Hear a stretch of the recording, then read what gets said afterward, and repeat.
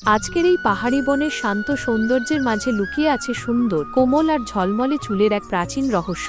আপনি কি কখনো ভেবেছেন শত বছরের পুরনো ভেষজ গাছগাছড়া আর প্রাকৃতিক উপাদান দিয়ে কিভাবে তৈরি হয় এক আশ্চর্য চুল পরিষ্কার করার কঠিন সাবান? পুরো প্রক্রিয়াটি শেষ পর্যন্ত দেখুন, কারণ শেষের ফলাফল আপনাকে সত্যিই মুগ্ধ করে দেবে। প্রথমে বনের গভীর থেকে সংগ্রহ করা হয় বিশেষ এক ধরনের সবুজ পাতা, যাকে বলা হয় শে বাই ইয়ে। এই পাতা সংগ্রহের সময় এক নারী লম্বা লাঠির সাহায্যে অত্যন্ত নিপুণভাবে গাছ থেকে এগুলো পেড়ে নিচ্ছেন। এরপর সেই পাতাগুলো বাড়ির আঙিনায় রাখা বাঁশের বড় চালনির ওপর রোদে সমানভাবে ছড়িয়ে দেওয়া হয়, যাতে সূর্যের আলোয় প্রতিটি পাতা সঠিকভাবে শুকিয়ে এর গুণমান বজায় থাকে। রোদ, বাতাস আর প্রকৃতির নিখুঁত পরিচর্যায় সাধারণ এই পাতাগুলোই হয়ে ওঠে দীর্ঘস্থায়ী রূপচর্চার এক অনন্য ও শক্তিশালী ভিত্তি। এবার শুরু হয় এই প্রক্রিয়ার সবচেয়ে রহস্যময় ধাপ। কাঁচের জারে সাজানো হয় সোনালী হনিশাকল আর ধবধবে সাদা চন্দ্রমল্লিকা ফুল।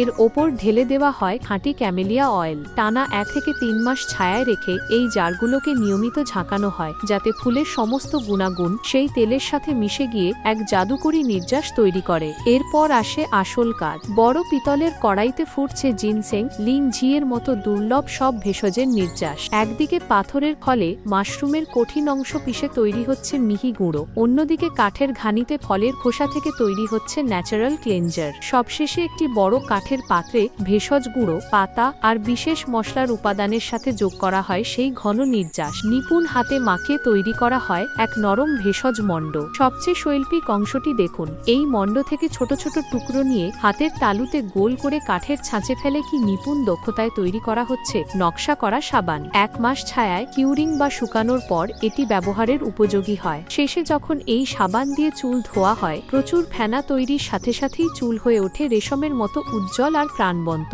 প্রকৃতির কোলে লুকিয়ে থাকা এই শত বছরের পুরনো ভেষজ রহস্য দেখে আপনার সবচেয়ে অবাক লেগেছে কোন অংশটা? কমেন্টে আমাদের জানাতে ভুলবেন না।